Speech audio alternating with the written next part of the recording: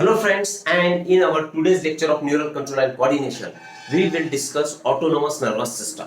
ठीक आहे. Last lecture पर्यंत आपलं आता स्पायनल कॉर्ड आणि पेरिफेरल नर्वस सिस्टम ही आपण संपवलेली आहे. त्याच्यामध्ये इन्व्हॉल्व असणारे न्यूरॉन्स किंवा स्पायनल कॉर्ड असेल, त्याचं स्ट्रक्चर असेल, त्याचे वेगवेगळे पार्ट्स असतील, त्यांचं डिस्क्रिप्शन सुद्धा आपण इन डिटेल बघितलेलं आहे. ठीक आहे. आणि from the beginning of this chapter, सुरुवातीपासूनच आपण वेगवेगळ्या टर्मिनॉलॉजी याच्यामध्ये क्लिअर केल्या आहेत. फॉर एक्झाम्पल, गँग्लिया आपण कशाला म्हणतो? तर ganglia means what? It is a collection or group of cyton or cell body outside the central nervous system. म्हणजेच पेरिफेरल नर्वस सिस्टम मध्ये किंवा सेंट्रल नर्वस सिस्टम म्हणजे तुमचा स्पायनल कॉर्ड आणि ब्रेन याच्यापासून जे न्यूरॉन्स बाहेर पडतात त्याच्यापासून पेरिफेरल नर्वस सिस्टम तयार होणार आणि त्याच्यामध्ये जे कलेक्शन ऑफ सायटॉन असेल आपण त्याला काय बोललो? गँग्लिया बोललो. आणि ते जर आपल्या ब्रेनमध्ये प्रेझेंट असतील, ठीक आहे, तर त्याला आपण न्यूक्लाय बोललो होतो. ठीक. तर ऑटोनॉमस नर्वस सिस्टम मध्ये एनसीआरटी मध्ये एका पॅराग्राफ मध्ये याला डिस्क्राईब केलेलं आहे. परंतु आपण याच्या डिटेलमध्ये जाण्याचा इथे ट्राय करू. याच्या डिव्हिजन्स काय असतील, त्यांच्यामध्ये कुठले फायबर्स इन्व्हॉल्व असतील, प्री गँग्लिओनिक, पोस्ट गँग्लिओनिक, आणि कोण एक्साइटेटरी म्हणून काम करणार, कुठली सिस्टम ही इनहिबिटरी सिस्टम म्हणून काम करणार. All these things we are going to cover under this heading, that is autonomous nervous system. आता सुरुवातीलाच आपण नर्वस सिस्टमचं क्लासिफिकेशन बघितलं होतं. ठीक आहे ना. तर नर्वस सिस्टमचं क्लासिफिकेशन आपण परत एक वेळा इन शॉर्ट बघण्याचा ट्राय करू. तर नर्वस सिस्टम मध्ये मी इथे लिहितोय दिस इज नर्वस सिस्टम. मी शॉर्ट फॉर्म आता इथे युज करेल, याच्यामध्ये आपण वेळ घालवायला नको. दोन टाइप मध्ये आपण याला डिवाइड केलं होतं. एक तर central nervous system CNS and other was your PNS, peripheral nervous system. ठीक आहे ना. सेंट्रल नर्वस सिस्टमचे डिव्हिजन्स आपण केले होते. ब्रेनचं नाव आठवते तुम्हाला? Brain is termed as encephalon. ठीक आहे. ब्रेन आणि spinal cord, these are the two divisions of your central nervous system. Brain मध्ये सुद्धा आपण 3 पार्ट्स केले होते. इन डिटेल डिस्क्रिप्शन त्याचं ऑलरेडी कव्हर झालेलं आहे. Fore brain, second is your mid brain, and third is your hind brain. Fore brain मध्ये सुद्धा आपण त्याला डिवाइड केलं होतं. Cerebrum, diencephalon, olfactory lobe. Mid ब्रेनला आपण सांगितलं होतं corpora quadrigemina and crura cerebri. Hind brain मध्ये cerebellum, pons varolii and medulla oblongata हे त्याचे डिव्हिजन्स होते. आता इथे आपल्याला त्याचा परत मेन्शन करायचं नाही. ठीक. स्पायनल कॉर्ड, त्याचं स्ट्रक्चर आपण ऑलरेडी बघितलंय. पेरिफेरल नर्वस सिस्टम मध्ये आपण सांगितलंय there is a presence of two systems, that is somatic nervous system and your autonomous nervous system. Autonomous nervous system. Well, आणि आता autonomous nervous system ला सुद्धा we had divided it into two subdivisions, that is sympathetic nervous system, sympathetic nervous system and parasympathetic nervous system. याचे details आपण बघू. तर आजच्या lecture मध्ये आपण जो टॉपिक कव्हर करणार आहोत that part is your autonomous nervous system. Clear? Well, चला आपण पुढे जाऊ. ऑटोनॉमस नर्वस सिस्टम म्हणजे कशाला म्हणून? Name itself indicate. Autonomous, self conducting system, जी स्वतःचे फंक्शन स्वतःच करणार अशी जी सिस्टम आपल्या बॉडीमध्ये प्रेझेंट असेल, that system is going to be your autonomous nervous system. ठीक आहे. आता ही ऑटोनॉमस नर्वस सिस्टम ही कुठे प्रेझेंट असतात? तर this will operate or this will function in visceral organs. आता व्हिसरल ऑर्गन्स आपण कशाला म्हणायचे? Visceral organs means the organs which are present internally inside your body. आतमध्ये जे ऑर्गन्स प्रेझेंट असतील, for example your heart is there, lungs, kidneys, your digestive tract, sweat glands, हे सगळे internal organs झालेत. Sweat Gland म्हणजे काय? आपल्या under the skin झालेत, म्हणून आपण त्याला इंटरनल बोललो. या सगळ्या ऑर्गन्स मध्ये जी even your urinary system, urinary bladder, हे सगळे व्हिसरल किंवा इंटरनल ऑर्गन आहेत आणि यांना कंडक्ट करणारी जी सिस्टम असेल that means your autonomous nervous system. आता या ऑटोनॉमस नर्वस सिस्टम मध्ये कुठले पार्ट इन्व्हॉल्व होते? ठीक आहे ना. पेरिफेरल नर्वस सिस्टम मध्ये आपण सांगितलंय की स्पायनल नर्व्स आणि क्रेनियल नर्व्स या दोन टाइपच्या नर्व्स प्रेझेंट होत्या. There were 12 pairs of cranial nerves, 31 pairs of your spinal nerves were there. आणि सगळ्या स्पायनल नर्व्स ज्या होत्या, तर स्पायनल नर्व्सचं नेचर कसं होतं? Mix type. म्हणजे अशा नर्व्स की ज्या तुमच्या स्पायनल कॉर्ड मधून बाहेर निघतायत, त्यांचं नेचर काय सांगितलं आपण? Mix type. टीएस मध्ये सर्व गोष्टी क्लिअर झालेल्या आहेतच. ठीक आहे. परंतु पेरिफेरल नर्वस सिस्टम मध्ये जे न्यूरॉन्स प्रेझेंट असतील, these are of your motor type. ते न्यूरॉन्स कुठले असणार? मोटर टाईपचे न्यूरॉन असणार. मिक्स टाईपचे न्यूरॉन याच्यामध्ये असणार नाहीत. क्लिअर? मग ऑटोनॉमस नर्वस सिस्टम ही कशा कशाने तयार झालेली आहे? तर it is made up of nerves, one thing. Second is fibre. Third ganglia and some plexuses. Plexuses are nothing but your network of neuron. याला आपण म्हणू नेटवर्क. प्लेक्सस कुठेही शब्द येऊ द्या, त्याला तुम्ही काय उच्चार करणार, काय त्याचा मिनिंग घेणार? That is a network. कुठली गोष्ट असू द्या. आता इथे न्यूरॉन संबंधी आपण बोलतोय, नर्वस सिस्टम बद्दल आपण बोलतोय. That's why it is a network of neuron, right? म्हणजेच कुठल्या कुठल्या पार्ट आले? Nerves, then fibres. आता फायबर्स किंवा एक्झोनल फायबर म्हणा तुम्ही. एक्झोनलच आपण नर्व फायबर अशी टर्म यूज केली होती पेरिफेरल नर्वस सिस्टम मध्ये. And this autonomous nervous system is again a part of your peripheral nervous system, right? Third is your ganglia. What is ganglia? Collection of cyton outside CNS, that means your PNS. म्हणजेच autonomous nervous system मध्ये जेही सायटॉनचं किंवा sale बॉडीचं collection असेल, that is termed as your ganglia. तर या 4 प्रकारच्या न्यूरॉन्सनी किंवा या 4 गोष्टींनी तुमची ऑटोनॉमस नर्वस सिस्टम तयार झालेली असेल. आणि या ऑटोनॉमस नर्वस सिस्टम ही फंक्शन कशी करणार? तर इट विल फंक्शन, कशी फंक्शन करेल? It will carry impulses from CNS. CNS कडून इम्पल्स निघालाय, इम्पिटस, चेतना म्हणतो आपण त्याला, इम्पल्स निघालाय. It will be carried to your visceral organs. ठीक आहे ना? म्हणजे इंटरनल ऑर्गन कडे पोहोचवल्या जाणार आणि व्हिसरल ऑर्गन कडून परत रेग्युलेटिंग आय मीन रिस्पॉन्स कोणाकडे सेंड केला जाणार? सेंट्रल नर्वस सिस्टम कडे. किंवा तो इम्पल्स परत सेंट्रल नर्वस सिस्टम कडे सेंड केला जाणार. म्हणजे ही जी व्हिसरल ऑर्गन्स आहेत, तर त्यालाच तुम्ही सिंपल लँग्वेज मध्ये म्हणू शकता किंवा त्याला आपण म्हणू शकतो व्हिसरा. व्हिसरा म्हणजे व्हिसरल ऑर्गन. म्हणजे ही कशी फंक्शन करणार? इम्पल्सेस निघणार peripheral organ, sorry visceral organ कडून सीएनएस कडे येणार आणि सीएनएस कडून परत व्हिसरल ऑर्गन कडे येणार. अशा प्रकारे जे कंडक्शन होणार त्या सिस्टमला आपण बोलणार ऑटोनॉमस नर्वस सिस्टम. आता ही ऑटोनॉमस नर्वस सिस्टम कुठले फंक्शन्स कंट्रोल करणार? तर इनव्हॉलंटरी फंक्शन्स ही सिस्टम कंट्रोल करणार. इनव्हॉलंटरी functions means what? The functions which are not under the control of our will. Will म्हणजे आपली इच्छा. आपल्या इच्छेच्या अनुसार ज्या प्रोसेसेस चालणार नाहीत, जे फंक्शन होणार नाहीत, ते फंक्शन्स म्हणजे इनव्हॉलंटरी functions. For example blinking of eyes आपल्या इच्छेने चालतात का? No doubt. एका लेवल पर्यंत आपण त्याला स्टिअरिंग लुक आपण देऊ शकतो. ठीक आहे ना? स्टिअरिंग लुक म्हणजेच काय की आपण एकटक बघू शकतो, पण after that it will become इनव्हॉलंटरी. जसं की आपले हार्टबीट्स आपल्या इच्छेने चालत नाही. आपलं digestion not under control of our will. ह्या सगळ्या काय झाल्यात? इनव्हॉलंटरी ऍक्शन्स झाल्यात. तर ऑटोनॉमस नर्वस सिस्टम त्यालाच कंट्रोल करणार. ठीक आहे ना? म्हणजेच कुठले? सपोज हार्टबीट असेल, peristalsis of your elementary canal, sweating, घाम येणे. तर हे जे सगळे फंक्शन्स असतील, these would be controlled by autonomous nervous system. वेल, आणि ऑलरेडी आपण सांगितलंय की it consist of motor neurons which pass to the smooth muscle of internal organs. की असे मोटर न्यूरॉन्स जे स्मूथ मसल इंटरनल ऑर्गनच्या स्मूथ मसल्स पर्यंत पोहोचणार. Clear up to this?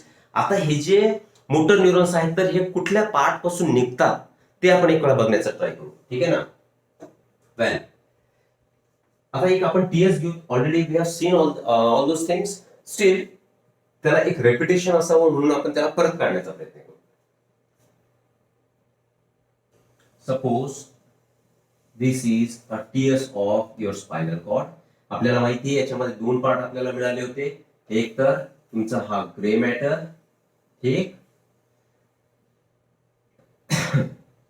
And याचा आउटसाइड जो असेल तो व्हाईट मॅटर. असा एक टीएस आपण इन जनरल बघितला होता. आपण याला थोडस काढण्याचाही ट्राय करू. Grey matter in short. तर हा काय तुमचा, आता मी इथे ग्रे मॅटर काढतोय. आपण थोडस याला ब्रीफच करू कारण ऑलरेडी हे सर्व स्ट्रक्चर्स आपण बघितलेले आहेत. तर हा तुमचा झाला ग्रे मॅटर. ठीक आहे ना?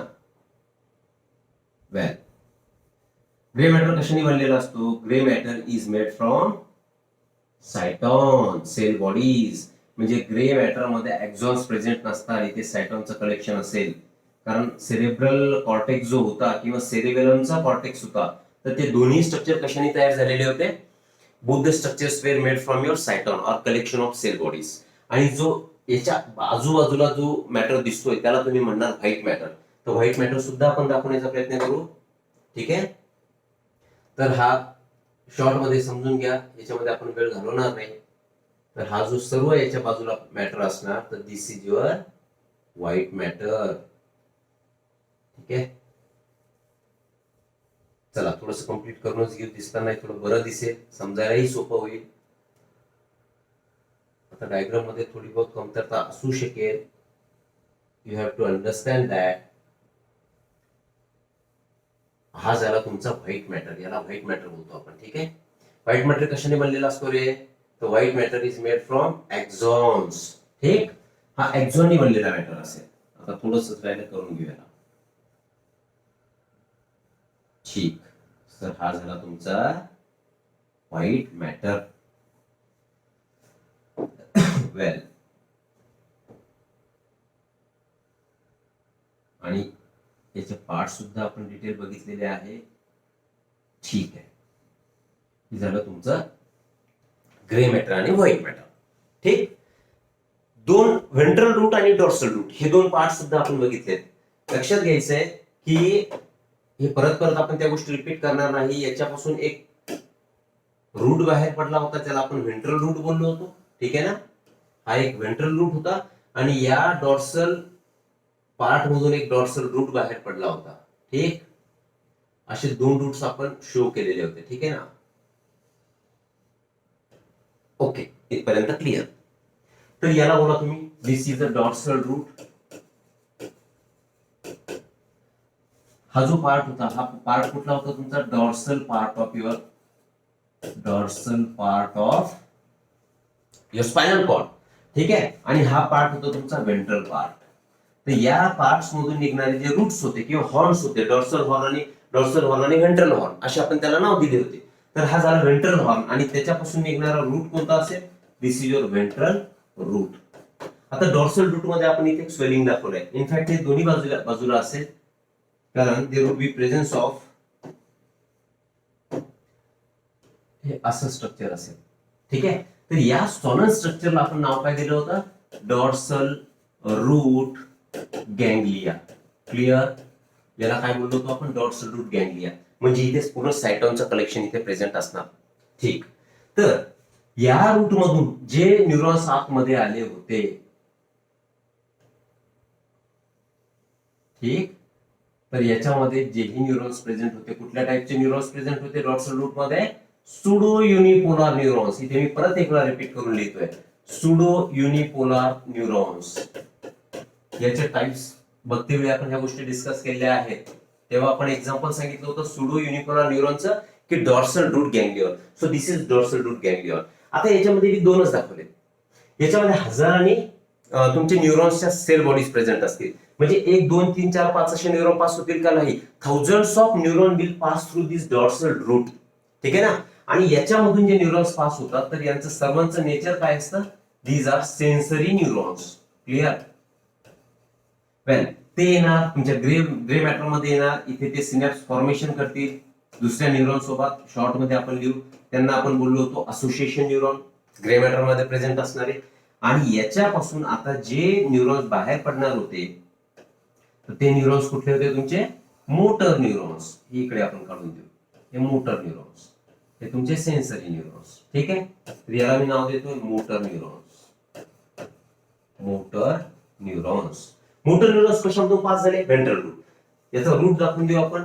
डायरेक्शन, ही डायरेक्शन इंटरनली, ही मोटर न्यूरॉनची डायरेक्शन आउटवर्ड. ठीक, आता हे जेव्हा व्हर्टिब्रल कॉलमच्या बाहेर पडतात, त्यावेळी it is sorted out into 3 branches. एक तर dorsal ventralis, dorsal extremely sorry ramus dorsalis, ramus ventralis आणि रॅमस कम्युनिकन्स. तर एक ब्रांच मी इकडे दाखवतोय. ही एक अशी ब्रांच बाहेर पडली आहे. वेल, कशी इथपासून घेऊ आपण. One branch, this is another branch, this is another branch, this one, आणि थर्ड ब्रांच जी होती याला बोललो होतो आपण रॅमस कम्युनिकन्स. लास्ट लेक्चर मध्ये ह्या सर्व गोष्टी आपल्या क्लिअर झालेल्या आहेत. फक्त एक रिपिटेशन म्हणून मी इथे तुम्हाला काढून दाखवतोय. तर ही कुठली झाली तुमची? रॅमस व्हेंट्रलिस, कारण व्हेंट्रल रूट मधून बाहेर पडली म्हणून याला म्हटलं आपण रॅमस डॉर्सलिस. हेही लिहू, चला इथे लिहितोय मी रॅमस डॉर्सलिस. आणि मध्ये जे दिसते तुम्हाला ब्रांच, तर दिस ब्रांच इज रॅमस व्हेंट्रलिस. आता हे मोटर न्यूरॉन्स याच्यामधून असे बाहेर पडतील. ठीक आहे. हे सर्व स्ट्रक्चर व्हर्टिब्रल कॉलमच्या बाहेर पडल्यानंतर डिवाइड होणार. तर हा जो मधला पार्ट तुम्हाला मी दाखवला होता, तर त्याला आपण काय बोललो होतो, एस कलर ग्रीन कलर मध्ये घेऊ आपण याला तुम्ही म्हटले होते funiculus, lateral funiculus. This is ventral funiculus and this is your dorsal funiculus. Again this is lateral funiculus. तर हे जे फ्युनिक्युलाय प्रेझेंट असतात, या फ्युनिक्युलाय मध्ये there is a presence of motor neuron. Clear आहे. तर हे मोटर न्यूरॉन्स आता असे बाहेर पडतील. हे मोटर न्यूरॉन ग्रीन कलर मध्ये दाखवतोय मी, हे असे बाहेर पडणार आणि रॅमस कम्युनिकन्स मधून ते विसरल ऑर्गन पर्यंत पोहोचणार. परत एक दोन काढू आपण, सो दॅट कलरनी तुम्हाला इंडिकेट होईल. व्हेंट्रल रूटच यांनी फॉलो केलाय. व्हेंट्रल रूट फॉलो करून रॅमस कम्युनिकन्सच्या माध्यमातून हे बाहेर पडले. अजून इथून एक दाखवतोय मी, थर्ड वन. म्हणजेच आपल्याला सांगण्याचा मुद्दा हा होता की जे मोटर न्यूरॉन्स तुमच्या ऑटोनॉमस नर्वस सिस्टम पर्यंत पोहोचतात, तर कोणत्या पार्ट मधून निघतात, तर white matter of your spinal cord. ठीक आहे ना. व्हाईट मॅटर मध्ये मोटर न्यूरॉन प्रेझेंट असतील आणि ते व्हेंट्रल रूट मधून बाहेर पडणार आणि रॅमस कम्युनिकन्सच्या माध्यमातून आता it will invaginate or it will innervate your visceral organs. Visceral ऑर्गन्सचं इनर्वेशन त्या तिथे करणार. So these are the motor neurons involved in your autonomous nervous system. Clear up to this. कोणत्या पार्ट पासून आले, तर या व्हाईट मॅटर पासून मोटर न्यूरॉन्स आलेत आणि ramus communicans middle branch that invaginate your visceral organs.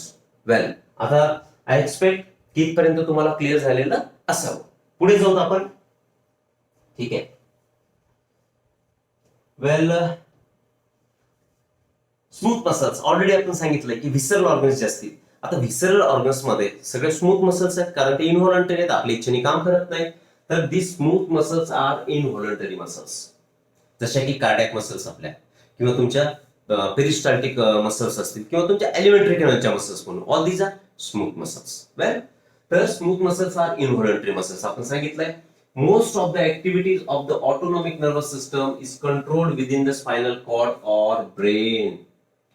ज्या काय मॅक्सिमम ऍक्टिव्हिटीज ज्या ऑटोनॉमस नर्वस सिस्टमच्या असतील, तर त्या कुठे कंट्रोल होत आहेत, एक तर स्पायनल कॉर्ड मध्ये कंट्रोल होईल किंवा ब्रेन मध्ये कंट्रोल होईल. आणि त्याच्यापासून जे रिफ्लेक्सेस बाहेर पडतील, रिफ्लेक्स म्हणजेच काय, it is sudden autonomic response given to some stimulus. एखादी पर्टिक्युलर स्टिम्युलस असेल, फॉर एक्झाम्पल, की आता मला इथे असं टोचलंय, पिन टोचली, immediately I would withdraw my hand, मी माझा हात असा बाजूला करेल. याला म्हणतो आपण रिफ्लेक्स. रिफ्लेक्स ऍक्शन मध्ये ते सुद्धा आपण बघू. तर हे ज्या सगळ्या ऑटोनॉमस नर्वस सिस्टमच्या ऍक्टिव्हिटीज असतील, तर कोण कंट्रोल करते, एक तर स्पायनल कॉर्ड कंट्रोल करेल किंवा ब्रेन कंट्रोल करेल. कशाने कंट्रोल करणार, कोणत्या मेकॅनिझमने कंट्रोल करेल, ते it will control by reflex actions or reflexes. And these reflexes are known as visceral reflexes. आता विसरल रिफ्लेक्सेस का म्हटलोय आपण, कारण ऑटोनॉमस नर्वस सिस्टमचे जे काही न्यूरॉन्स असतील ते विसरल ऑर्गन पर्यंतच पोहोचतात. मग त्याच्यापासून जो रिस्पॉन्स येईल, तर त्याला म्हणणार आपण विसरल रिफ्लेक्सेस. पुन्हा एक वेळा, activities of ANS autonomous nervous system, these are controlled by brain as well as spinal cord. ठीक आहे. कशाने, बाय रिफ्लेक्सेस. त्या रिफ्लेक्सेसला तुम्ही काय म्हणणार, विसरल reflexes. Clear. Well, and it does not involve the conscious control of higher centers of the brain.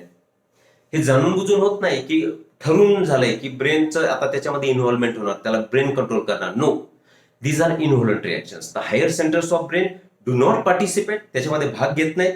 कशामध्ये, in the control of this activities. Clear. Well, overall control of the autonomic nervous system हे कोण करणार. जेव्हा आपण हायपोथॅलामस बघितलं होतं, तुम्हाला आठवत असेल, तर hypothalamus controls your thirst, hunger, defecation, then your moods, emotional behavior. Along with that, it also controls autonomous nervous system. We had seen in the previous lecture. Last lecture मध्ये आपण ते बघितलं होतं. क्लिअर आहे. तर हे जे ऑटोनॉमस नर्वस सिस्टम असेल, तर ही कुणामुळे मेंटेन होणार, एक तर medulla oblongata, this is the part of hind brain, माहिती तुम्हाला, अँड हायपोथॅलामस. लक्षात ठेवायचं की ऑटोनॉमस नर्वस सिस्टमला कंट्रोल करणारे जे ब्रेनचे दोन पार्ट्स असतील, तर ते पार्ट्स म्हणजे एक तर फोर ब्रेनचा तुमचा हायपोथॅलामस आणि हाइंड ब्रेनचा पार्ट जो असेल तो तुमचा मेडुला ऑब्लंगटा किंवा सिम्पली मेडुला. क्लिअर आहे. चलो आगे. आता autonomous nervous system is composed of two types of neurons, दोन टाइप्सचे न्यूरॉन याच्यामध्ये प्रेझेंट असतील. एक तर ही फर्स्ट टाइम तुम्हाला टर्म आता ऐकायला मिळणार, pre ganglionic fibre, post ganglionic fibre. त्यांची नेचर काय इन डिटेल आपण सर्व बघू, ठीक आहे ना.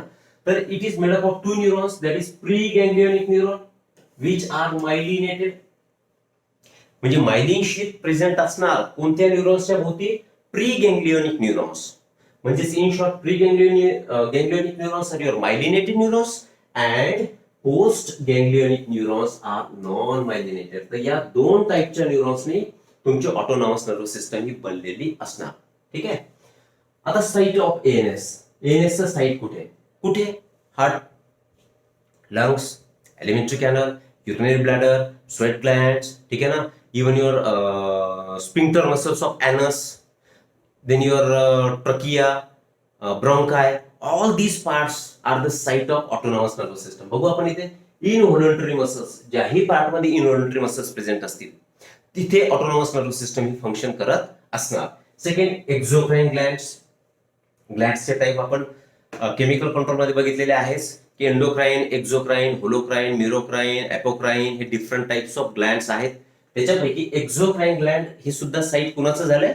ऑटोनॉमस नर्वस सिस्टमचा. पहिला मग इनव्हॉलंटरी मसल्स, दुसरा site is exocrine glands, third is your blood vessels, then your skin. Skin मध्ये सुद्धा ऑटोनॉमस नर्वस सिस्टम ही ऑपरेट होणार. त्याच्याच मध्ये pilomotor muscles, piloerector muscles are present in your skin. म्हणजे जेव्हा तुम्हाला खूप आनंद होतो किंवा अचानक धक्का बसतो, तुमच्या अंगावरचे केस उभे राहतात, त्याला म्हणतो आपण रोमांच, किंवा हिंदीमध्ये आपण म्हणतो त्याला रोंगटे खडे हो जाना.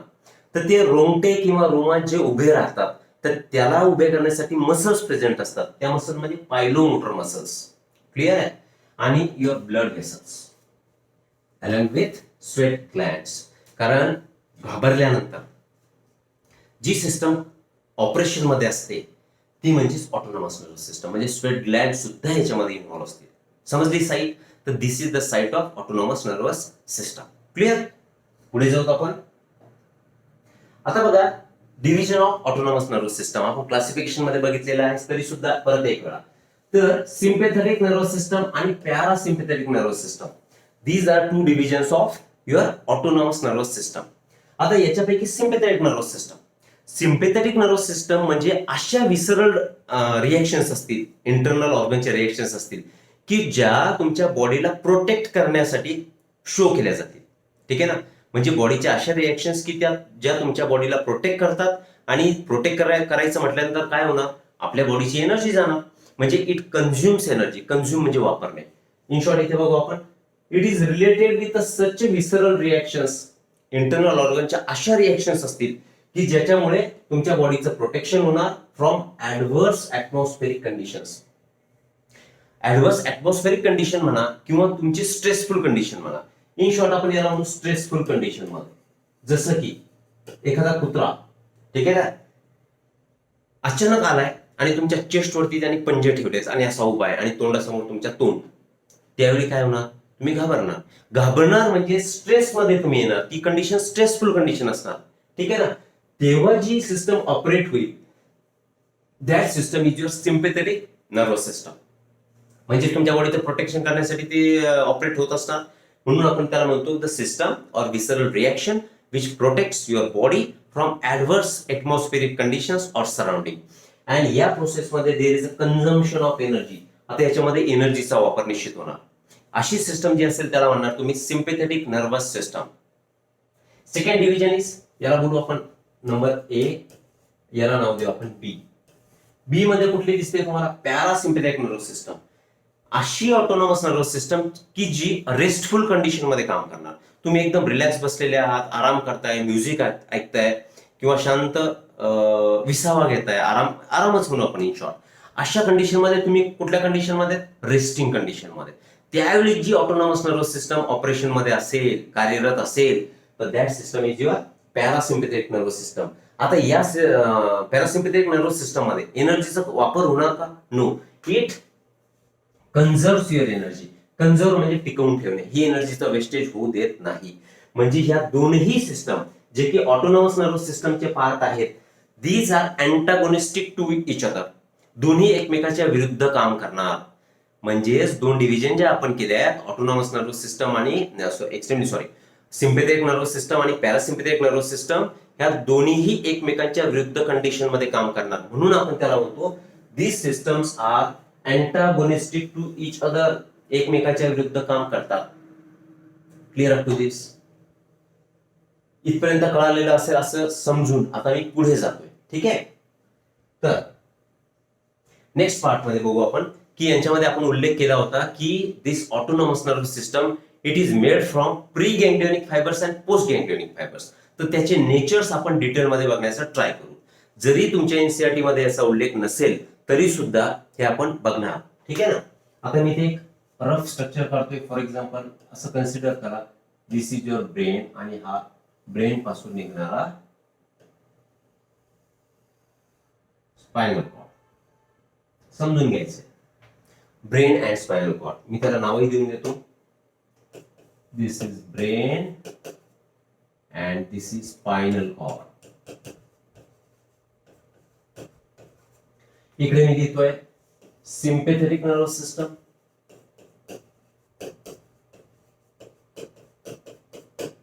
आणि इकडे लिहितोय पॅरासिम्पॅथेटिक नर्वस सिस्टम.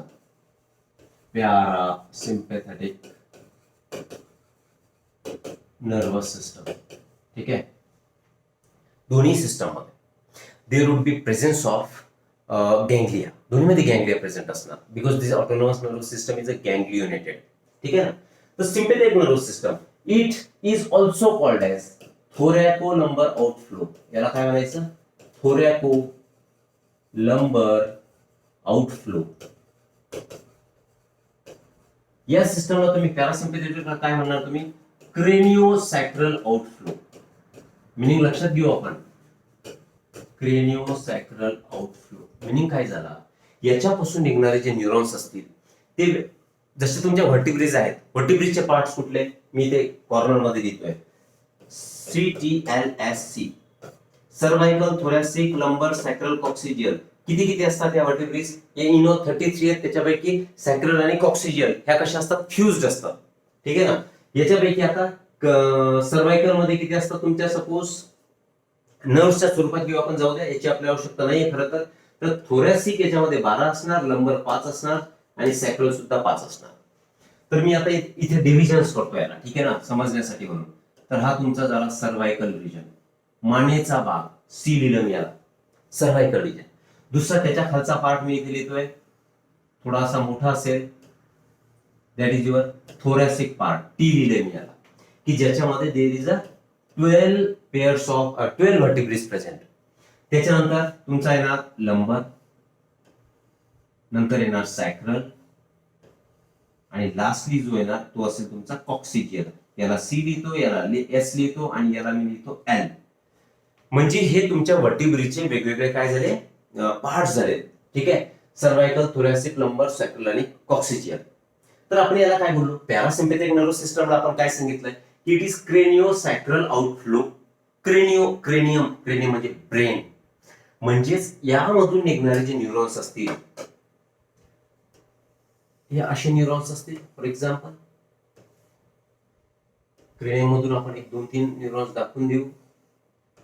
मी 2 दाखवतो इथे, जागा कमी पडेल म्हणून आपण शॉर्ट मध्ये घेऊया.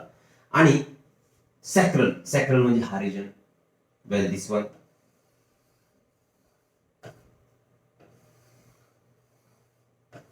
ठीक आहे. क्रेनिओसॅक्रल आउटफ्लो का म्हटलो आपण?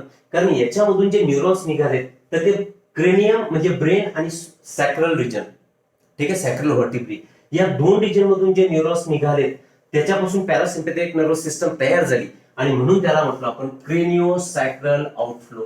क्लिअर आहे सर्वांना? ठीक. वेल, आता याला म्हटलं आपण थोरॅकोलंबर आउटफ्लो.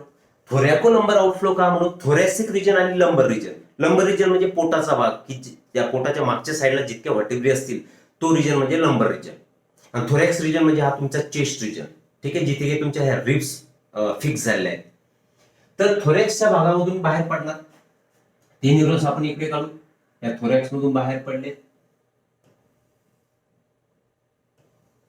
ओके, फार जास्त काढणार नाही आपण. मी एक इथे 3 दाखवतोय, समजून घ्यायचंय, जागा नाहीये आपल्याकडे.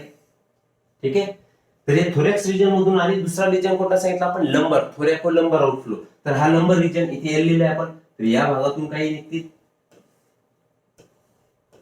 ठीक आहे. मग सिम्पॅथेटिक नर्वस सिस्टम मध्ये जे न्यूरॉन्स बाहेर पडतात ते थोरॅक्स रिजन आणि लंबर रिजन या रिजन मधून बाहेर पडतात, म्हणून त्याला म्हटलं आपण थोरॅको लंबर आउटफ्लो. क्लिअर आहे. आता एक डिफरन्स तुम्हाला दिसेल सिम्पॅथेटिक आणि पॅरासिम्पॅथेटिक मधला, की इकडे हे जे गँग्लिया दाखवलेत आपण, इथे लिहितो मी गँग्लिया. हे स्ट्रक्चर कुठलं आहे, गँग्लिया. हे सुद्धा काय राहतील, गँग्लिया. वेल, हा व्हर्टिब्रल कॉलम झालाय. ठीक आहे ना. व्हर्टिब्रल कॉलमच्या आजूबाजूला साईडला जे चेनच्या स्वरूपात प्रेझेंट असतात ती म्हणजे sympathetic nervous system. Means in sympathetic nervous system ganglia are arranged in a chain along the side of your vertebral column. Yes. आणि पॅरासिम्पॅथेटिक मध्ये या व्हर्टिब्रल कॉलमच्या आजूबाजूला तुम्हाला दिसतायत काय, no, these are toward the visceral organs. आता इथे विसरल ऑर्गन असणार. फॉर एक्झाम्पल आता मी इथे असा ऑर्गन काढतोय आणि या ऑर्गनला तुम्ही आता इथे म्हणा हार्ट. ज्या ऑर्गन पर्यंत हे न्यूरॉन पोहोचायचे त्याच्या जवळ याची गँग्लिया प्रेझेंट असतील.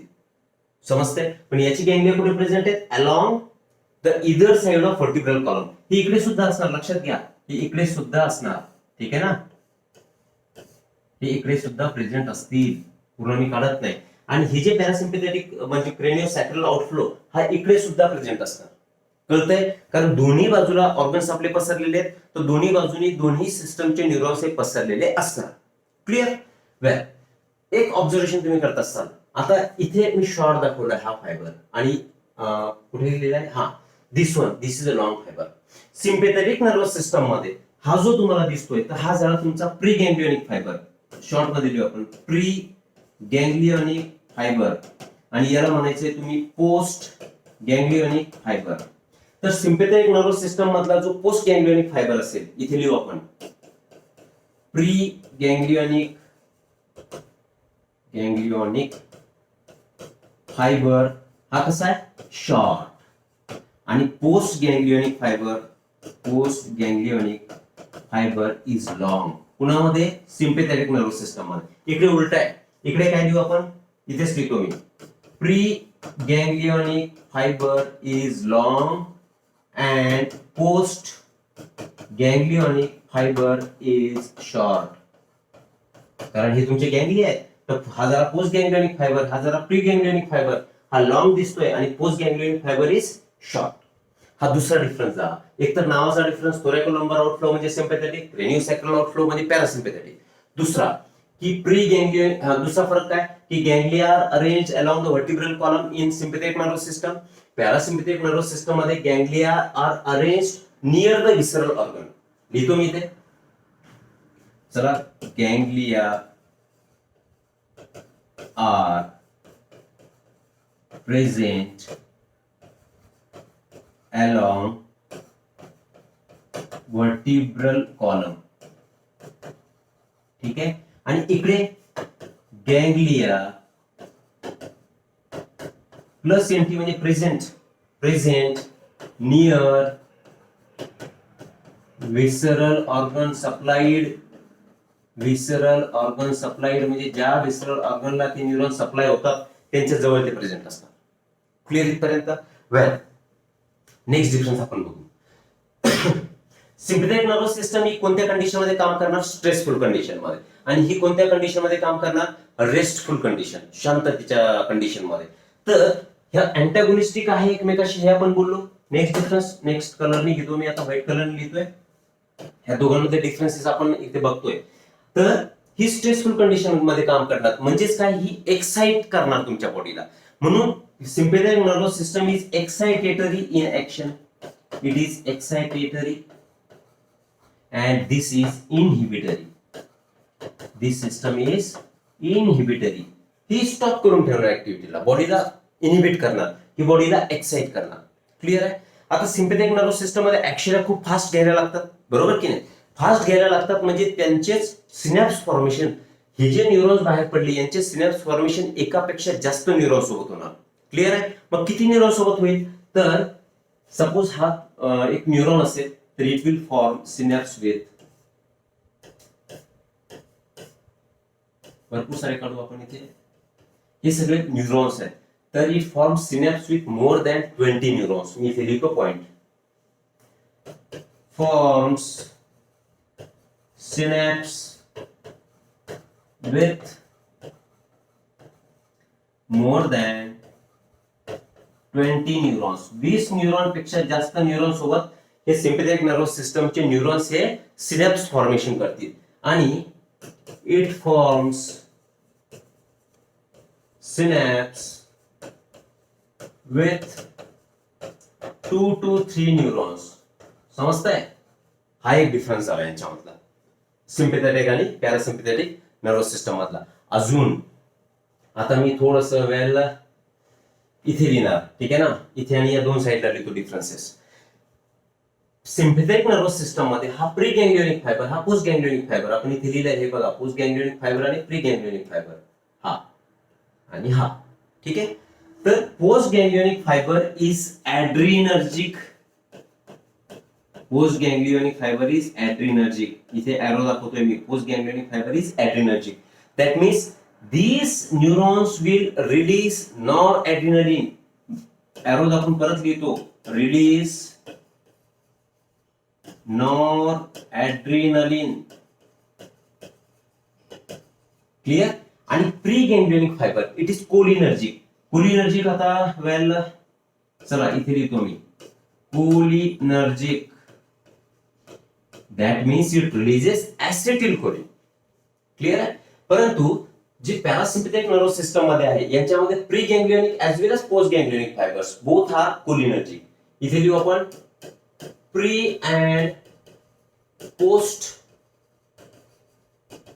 गँग्लियोनिक फायबर्स आर कोलिनर्जिक. लक्षात घ्यायचंय, कोलिनर्जिक ॲड्रिनर्जिक म्हणजे कोणता न्यूरोट्रान्समीटर ते रिलीज करतात त्यावरून आपण यांचे टाइप्स करतोय. That means releases acetylcholine. पुन्हा एक वेळा, यांचे प्री गँग्लियोनिक फायबर हे कोलिनर्जिक आहेत सिम्पॅथेटिक नर्वस सिस्टम मध्ये आणि पोस्ट गँग्लियोनिक फायबर हे ॲड्रिनर्जिक आहेत म्हणजे नॉरएड्रेनालिन रिलीज करतात. पण पॅरासिम्पॅथेटिक नर्वस सिस्टम मध्ये बोथ आर कोलिनर्जिक. म्हणजेच काय, ऍसिटिलकोलिन हे pre ganglionic as well as post ganglionic fibres हे दोन्हीही त्याला रिलीज करते. तर these are the differences in between sympathetic and parasympathetic nervous system. परत एक वेळा फास्ट मध्ये आपण ब्रीफ करू. Sympathetic nervous system it is also called as thoracolumbar outflow. Parasympathetic nervous system is called as craniosacral outflow. ठीक आहे. थोडीशी गर्दी झाली आहे पण तुम्ही जर तुमचं लक्ष असेल तर तुम्हाला डिफरन्शिएटिंग पॉइंट आपण कुठे लिहिले ते सुद्धा कळेल. वेल नंतर बोललो आपण well pre ganglionic fibres are short in sympathetic nervous system and post ganglionic fibres are long. इकडे pre ganglionic fibres are long, post ganglionic fibres are short. Third difference लिहिला आपण well here ganglia are present along the vertebral column. कोणत्या vertebrae पासून कोणत्या व्हर्टिब्री पर्यंत present असतात हे ganglia. तर these ganglia are present from L1 thoracic 1 to lumbar 3 म्हणजे thoracic first vertebrae to lumbar third vertebrae इथपर्यंत सगळे गँग्लिया हे प्रेझेंट असणार. समजलं ना. ठीक आहे. नंतर ganglia are present along the vertebral column. इकडे ganglia are present near visceral organ supply.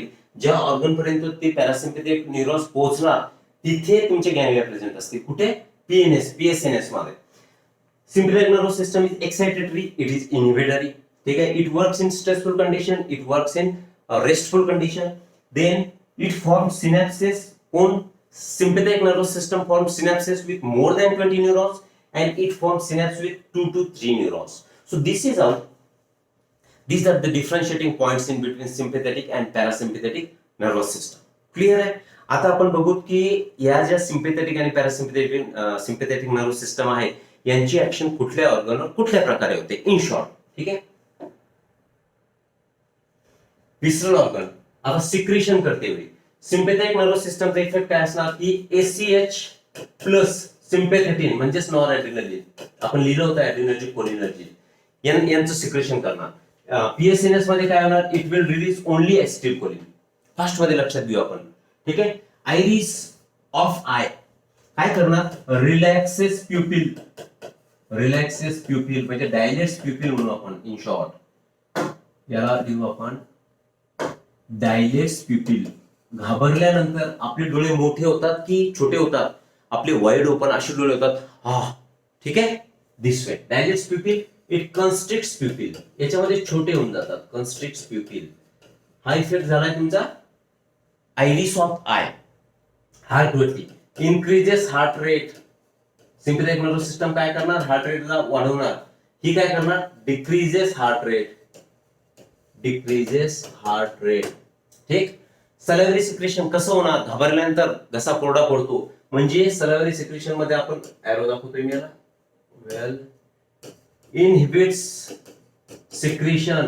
आणि इथे काय? increases secretion, increases salivary secretion, increases. ठीक. Next lungs, trachea and bronchi. घाबरल्यानंतर तुमचा श्वास फुलतो. म्हणजे काय होणार? तुमच्या ह्या ज्या ट्रकिया घ्या किंवा ब्रॉन्काय घ्या किंवा लंग्स घ्या, हे कसे होणार? डायलेट होणार. तर लंग्स, ट्रकिया आणि ब्रॉन्काय हे काय होणार? तिन्ही डायलेट होणार. डायलेट. आणि इकडे काय होणार? कन्स्ट्रिक्ट होणार. नॉर्मल कंडिशन मध्ये constrict. Elementary canal, elementary canal मध्ये काय होणार? इनहिबिशन. आपण म्हणतो ना घाबरल्यानंतर माझ्या पोटामध्ये धस्स झालं. धस्स झालं म्हणजे काय? पोटात गोळा येणे. गोळा येणे मीन्स काय? पेरिस्टाल्सिस थांबलं. म्हणजे पेरिस्टाल्टिक मुवमेंट ही आता स्टॉप होईल. म्हणजे इनहिबिट्स. एलिमेंटरी कॅनल मध्ये ऍक्शन कशी दाखवणार आहात? इनहिबिटरी. आणि इथे कसं असणार आहे? रिलॅक्सिंग. इथे रिलॅक्सिंग. ठीक आहे. नेक्स्ट बोलू आपण डायजेस्टिव्ह ग्लँड्स. सिक्रेशन वाढणार का? No. Low digestive secretion. It is high digestive secretion. Normal condition मध्ये सिक्रेशन जास्त असणार आणि स्ट्रेसफुल कंडिशन मध्ये गॅस्ट्रिक ग्लँडचं सिक्रेशन कमी होणार. स्वेट ग्लँड, स्वेट ग्लँड मध्ये काय होणार? घाबरल्यानंतर काय होतो? आपल्याला घाम फुटतो की ड्राय होऊन जाते स्किन? घाम जास्त येतो. म्हणजे स्वेट ग्लँडचं काय? Secretion increases. म्हणजे त्याला स्टिम्युलेट करणार. इथे काय होणार? Inhibits secretion. इनहिबिट्स. एरेक्टर पिलाई मसल्स. स्किन मध्ये आपण सांगितलं एरेक्टर पिलाई मसल्स आहेत की आपण घाबरल्यानंतर आपल्या अंगावरचे काटे असे उभे राहतात. काटे म्हणतो आपण त्याला मराठी भाषेमध्ये. म्हणजे रोमांच उभे राहतात. म्हणजे एरेक्टर पिलाई मसल्स काय होतात? ह्या एक्साइट होतात. एक्साइट्स. इकडे काय होतात? इनहिबिट होतात. वेल. नंतर युरिनरी ब्लॅडर. खूपच जर घाबरट माणूस असेल तर युरिनरी ब्लॅडरवरचं कंट्रोल सर्व सुटून जाणार. And he will perform the morning activity in pant it self.